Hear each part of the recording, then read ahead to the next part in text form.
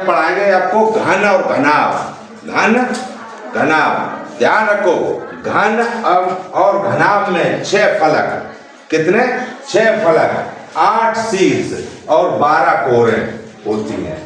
घन के सभी फलक वर्गाकार होते हैं और घनाभ के सभी फलक कैसे होते हैं? आयताकार।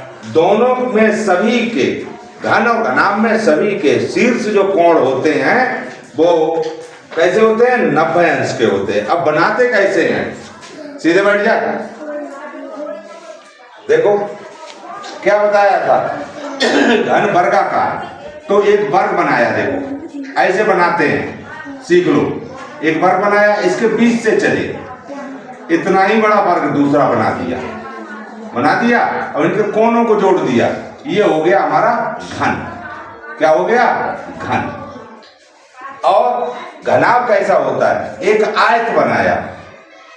ये आयत क्या होता है? लंबाई, चारों भुजाएं बराबर नहीं होती, आमने सामने की भुजाएं बराबर होती हैं। अब इसके बीच से फिर चले तो ये दूसरा आयत ऐसा ही बना दिया और इसके भी जोड़ दिए, तो ये हो गया हमारा घनाभ।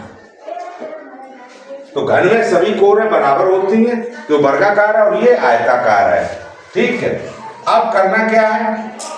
इनके सूत्र देख लो कुछ घन के हैं। तो इनमें ये जो कोण होते हैं वो कैसे होते हैं? 90 अंश के। अब हमने बताया जैसे पांसा है, आपके पास पांसा है लूडो खेलने वाला, वो है घन। और जैसे आपकी ईंट है, बक्सा है, ईंट है, बक्सा है, या कुंडी बना देते हैं पानी वाली, ये सब जिसमें लंबाई, चौड़ाई और ऊंचाई 3 चीजें हो। अभी तक वर्ग में क्या पढ़ा था? एक ही बराबर लंबाई चौड़ाई थी, आयत में लंबाई चौड़ाई थी। अब इसमें क्या होता है? घन घनाभ में लंबाई, चौड़ाई, ऊंचाई 3 चीजें होती हैं। ठीक, अब इनके सूत्र क्या है? घन का आयतन होता है भुजा क्यूब। भुजा क्यूब। घन का पृष्ठीय क्षेत्रफल क्या होता है? 6 गुणा भुजा वर्ग। और घन का विकर्ण क्या होता है? भुजा √3। और घन की भुजा, अगर हमारा आयतन दिया है तो घनमूल आयतन, और यदि विकर्ण दिया है तो घन की भुजा होगी विकर्ण बट्टे √3। और घन का वक्र पृष्ठ क्या का क्षेत्रफल होता है?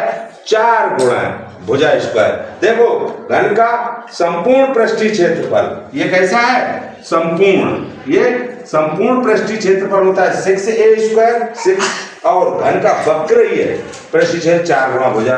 अगर कमरा है तो कमरे की चारों दीवार